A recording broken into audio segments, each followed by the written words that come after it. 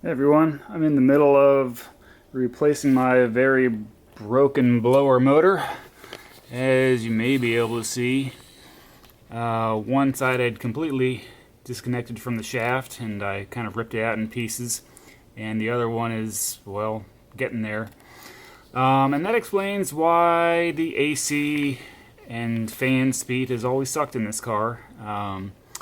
Anyways, so I've watched a couple videos on this job, and they all have some good tips in them. I'm going to try to combine them into one video. So let's see if I can do this right. So I did a couple things that other videos didn't necessarily do, but I'm doing it just to make this job as easy as I can. Primarily, I completely disconnected that side of the main wiring harness from everything so I can pull it away from the firewall and get myself really good access, at least on that side. I wish I could do the same on this side, but I can't. So I'm just going to have to deal with it. Right now I am at the step where I am disconnecting the wiper linkage. I've mostly got it disconnected. Did that by loosening these 27 millimeter nuts underneath the wiper arms, which are held in place by, I think, the 13 mil. So that all comes off easy enough. Let me see if I can get this camera in there and use my headlamp correctly. So in there you're going to see that bracket there that attaches to the other side right next to it. That is the lower whatever bolt or attachment point for the wiper arm assembly. What I couldn't see until I loosened it more was that there is this upper one as well, which I believe you need to, that guy right there, another 10 mil. I believe that guy is going to have to come off, so the whole assembly will disconnect from this bracket here, which is right now preventing me from sliding the whole thing further in that side to get it away from the blower motor. So I'm going to do that next, and hopefully that will help. Alright, got that upper bolt out. That allowed me to wiggle the wiper arm linkage around a lot better. It is out of the way, even though it's not completely out of the way. It should give me more room in there to move things around. Had to use a bit of an extension to get that thing loose because it was kind of awkward. Here is the beautiful new blower motor. So now I got to figure out how to get one of those side cages off. Well, I'll get to that part next.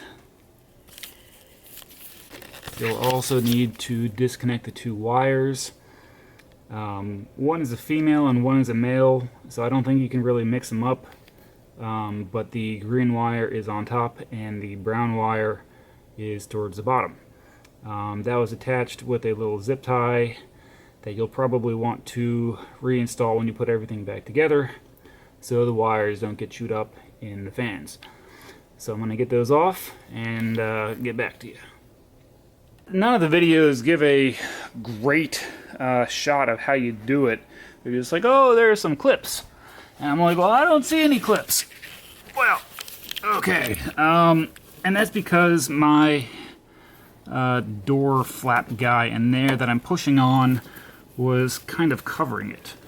And God, I hope you can see this. No, you can't. Dear Lord. Let's try it again. There is a little clip down there, and then there is another one hidden behind the door up at the top. Let's see if I can somehow have three hands here. No, I don't have three hands. Oh Oh God. There. That stupid thing up there, I think you have to pop off some way or another. And then there's another one of the dumb things down there. So yeah, I guess I can understand why they might not have done a great job filming this thing, but I'm pretty sure those things have to come off for this larger side assembly to free itself. So I'm going to try and hope it works. Okay. So here is one of the two metal clips holding on that big left-hand side cover apparatus. They're pretty tight in there, and I use my little hook tool to kind of pop it off. I really hope I'll be able to reinstall them later, because access in there sucks. But that's what you're looking for, and that's about how you do it.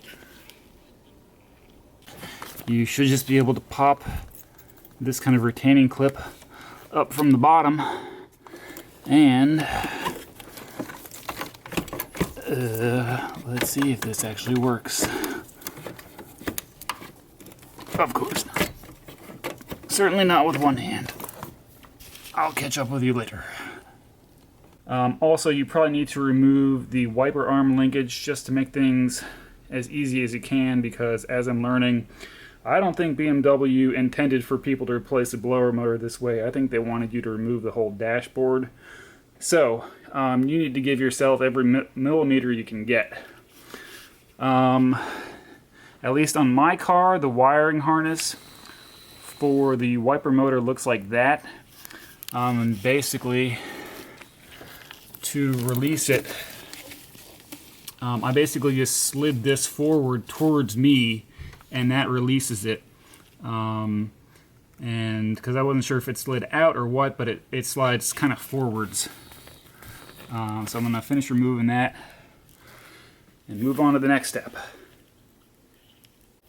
Alright, so even with the wiper linkage out and the right side cover out, even my half motor does not have room to come out. So, back to the cover on this side.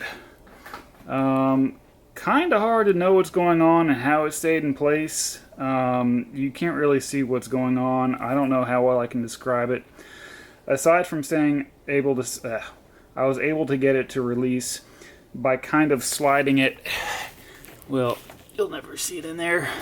But basically there's a kind of a section that runs above, and I was able to release it from the other part that's in there by kind of wiggling it back and forth. And that was able to get it to release whatever plastic clips were in there. Then it's still held in place by an electrical sensor that you can see is that guy right there. Thankfully, that appears to just slide out of here. Boom. And now I got the whole thing out. So that is the, let me zoom out here. That is the upper section I was talking about.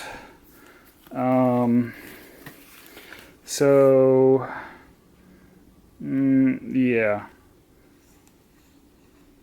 I have no idea if that's helpful. Probably not. And also there was another thing that goes into here that you can just kind of pop up from the inside. You just kind of stick your finger in there and push that up.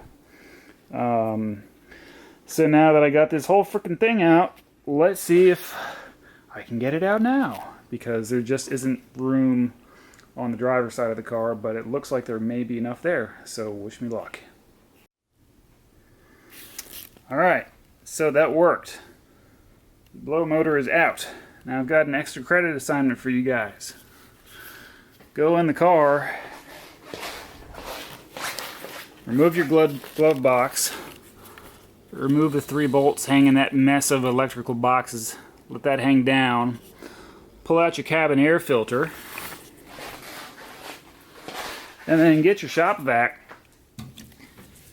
And then, well, not that you can see it, but clean that crap out while you can, because you will hopefully never have to do this again. So yeah, clean that shit out. Okay, it's in. Boom. So I did have to do everything through this side, because obviously there's just too much stuff over here you can't get out of the way. I even removed my valve cover, whatever, the beauty cover, covering the coil packs and stuff, just to give me that extra millimeter, whatever. You need everything you can to put these things in here without breaking stuff. So that is how you do it. You do have to remove both sides of the housing. I think the right side housing, that would be here, has to be removed first, so then the left side housing can be removed. It's pretty annoying. So, you know, I found where this stuff lives in the Bentley manual, and as usual, it's kind of hilarious. Oh great, did I already lose a page? Okay, so first of all, they're showing an example here with a 4-cylinder engine, M42, M40, whatever the hell, M44 it is. So they're like, oh yeah, you know, remove some of the clips that hold this front panel on, which is somewhere. Remove the side clips, which are those little guys down there. And then, oh, you just release the blower motor strap. Okay, so here's where it gets funny. Twist and rotate the blower motor assembly to facilitate... Maybe you can read along with me. If the blower motor is to be reinstalled, use care not to damage the fan wheels during removal. If the blower motor is to be replaced, cut off fan wheels at center to aid in removal. So they know that this is going to be a pain in the ass. So, oh, don't you love that? Installation is reverse of removal. So they talk about when installing a replacement blower motor, install motor into cowl area before installing fan wheels. Because it's such a pain in the ass. Well, guess what? Where did I throw my old piece of shit? So this one, yeah, you could actually remove the fan wheels because there's a freaking nut holding them on. Well, that would make things a lot easier, wouldn't it? Well, of course, my replacement motor, which is already installed, does not have nuts. So you can't just casually remove the wheels and then reinstall them when it's nice and easy. No, it has to be reinstalled all at the same time. This is a German-made blower motor. I got it from FCP Euro. I'm looking for the box. I can't find it to tell you what brand it is. But yeah, maybe if you get a factory one, you can, you know, undo some nuts and remove the fans, and this job would be a lot easier. But if your replacement one can't be disassembled, well, then you're going to be going through all this. So, yeah. I guess I was wrong when I said before BMW didn't mean for you to do this from the engine bay. I thought they wanted you to remove the freaking dashboard. I was wrong, but not that wrong, because this job freaking sucks. But it can be done if you just remove everything. So, yep, lots of fun. And just one other quick note. A lot of the other videos I watched on YouTube about this job, a lot of people mentioned bending up this whole area under the windshield to get it out. I did not do that, and I guess I'm kind of proud of it, but you do have to do more disassembly to avoid doing that, but in my opinion it's worth it, because really there was, I watch other people really struggle to put the new motor in, and this opening here on the left side, especially with the valve cover off, it really did just go right in. There was no forcing it or bending the plastic or going in at stupid angles. It just went right in. So it can be done. It's possible this area is a little different on the sedan or the coupes and sedans. I have a sedan, so the coupes may be more challenging. It may be easier. I don't know, but it is possible to do this without bending your cowl area. So just a note on that.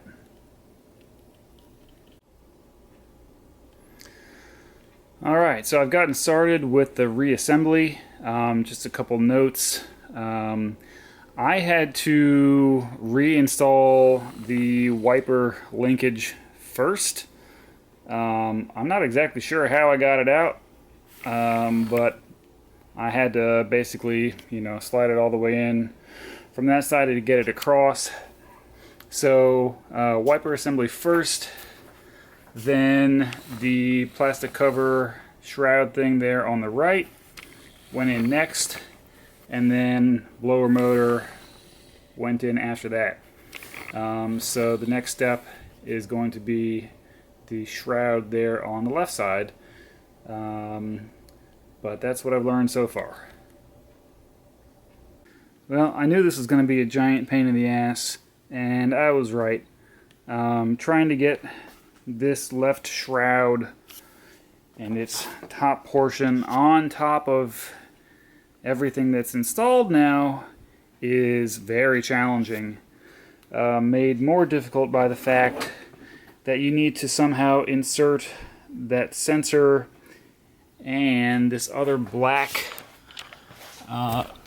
wire puller thing that's up there that you can probably barely, let me see if I can do this. Yeah, so the black thing, I guess, determines whether it's pulling fresh air or recirculating. And it needs to slide into, well, I'll show you in a sec. And then that white sensor there, the white sensor goes into this front hole right here, and the black one goes in here, and it's somehow got to fit around that little piece of the vent door.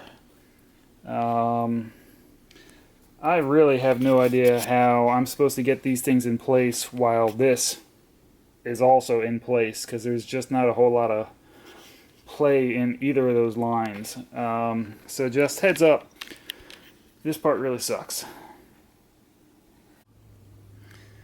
Well, the left side of that cage is installed, and that was probably the hardest part of this entire job. No joke.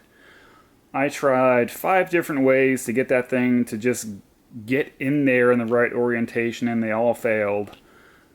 Started over, tried it again, finally found one position that I was able to cram it in there and get it, to actually slide in place. You got to be real careful not to mess with the fan blades on your new blower motor, because the top plastic strip of that left cage is going to try to mess them up. So you got to protect those things. While you're doing all that, you also have to blindly install the 2 whatever pieces that slide into the top of that left cage. When you're done, I recommend testing the operation of the door here, and I'm not going to be able to get this on camera, I don't think, but you pull on the cable down here, and see if you can see up there if the if the black piece that controls it is also moving too. I was kind of getting a click. I I think that has more or less gone away. And then you have the fun job of reattaching the cable down on this side. Let me show. Yeah, you got to slide that pretty tough clip over that black piece there so it can control the door on this side. This is really, really hard. It's really hard. Don't be prepared for this to really suck. It's possible, but you just got to keep trying over and over and over again until you get everything to line up the single possible way it can work. Because again, you're working with like millimeters of clearance in every direction. I think I'm at the point where I can put in the 4 retaining metal clips to kind of hold down the cages. I'm not 100% sure that the cages are lined up with each other or with the piece in the back that they're supposed to line up with. I'm probably going to put some pieces of HVAC tape or duct tape over the different joints and stuff, just to kind of keep that thing sealed up, just in case I didn't get it right. But this is a miserable and painful job trying to, you're just lying over your engine this whole time, getting stabbed by all sorts of various nuts and bolts and, zip ties and stuff. This job is painful and it sucks, but it is possible. So, on to the next step. And just a tip, when reinstalling the side clips, they go on like this with the bigger lip towards the bottom. I just kind of put the top on and then I press it up from the bottom with a screwdriver or something like that, and that seems to be doing it pretty easy. So just remember that they go on like this. Alright, getting close to finishing up here. I did lose one of the 4 metal side clips that are in there. It just disappeared somewhere down there. So ordered a new one because I really don't want this thing to fall apart when I'm racing. So now I'm putting on the center cover here. Behind that is a kind of center black plastic thing that goes between the outer cover and the motor. I think there's supposed to be some sort of screw clip thing that attaches the outer part to the inner part. My car was missing that because it was this was covered with duct tape when I pulled it off, so this has already been apart once before. So I just stuck an M6 bolt up through the kind of inner piece and then put a nut on it, so it's kind of held together. But I probably am still going to go over this whole housing with some sort of HVAC tape or something just to seal it up, because trying to get every single thing to clip together properly is really, really, really hard. So I'm sure there is some part of this that is not perfectly aligned, so I'm just gonna cover it with tape. But this is pretty much it. I'm probably gonna put the electrical connections back together, turn the car on and do a test and see if the cable works, and that the car can switch from recirculation to fresh air. I really hope that works. But anyways, this is pretty much it. I hope this helps. Good luck. So I got a little bonus content right here. I actually had a whole heater core blower motor assembly up in the attic from the previous owner. I no longer remember why he gave it to me, but I have it, which is good because I'm pretty sure I broke this thing at some point in the disassembly process. And I also, as previously mentioned, lost one of my side clips somewhere down behind my engine. So I'm going to kind of pillage some parts off of here, when I disassembled mine, this was already off, so I didn't actually know where it goes. So this is where this clip goes. I actually now have one of these, which is great. I also had no idea that there were 2 clips on top. I have no idea where mine went, but they're gone. But now I have these. So I just kind of thought this is a really handy way to see what this thing is really like, because you really can't see much past here when it's installed in the car. So I don't know, that's maybe that will help somebody. But this is what a unmolested one of these things looks like, because this one doesn't look like it's been taken apart or anything. So hope this helps somebody. Alright, so I pulled off the left housing because I was interested in the movement, of course I have to show it with the other one, of this lever here, which goes into, really have to put this down, goes into this guy, kind of like so, and this guy is in there. I think this is the thing that opens these doors here, which again I'm kind of guessing, but that's what determines whether it's in fresh air or recirculation mode. And when I reinstalled mine in my car, when I turned the AC on and did a test, it didn't, the doors didn't work. And I was kind of worried about that because when I was assembling it, I was kind of test fitting stuff, and I realized in the one in my car, you can kind of see there's some broken plastic up there, right in the area where that guy is supposed to sit. And I believe it's supposed to transfer its movement into the door. And the one in my car was broken just like this one.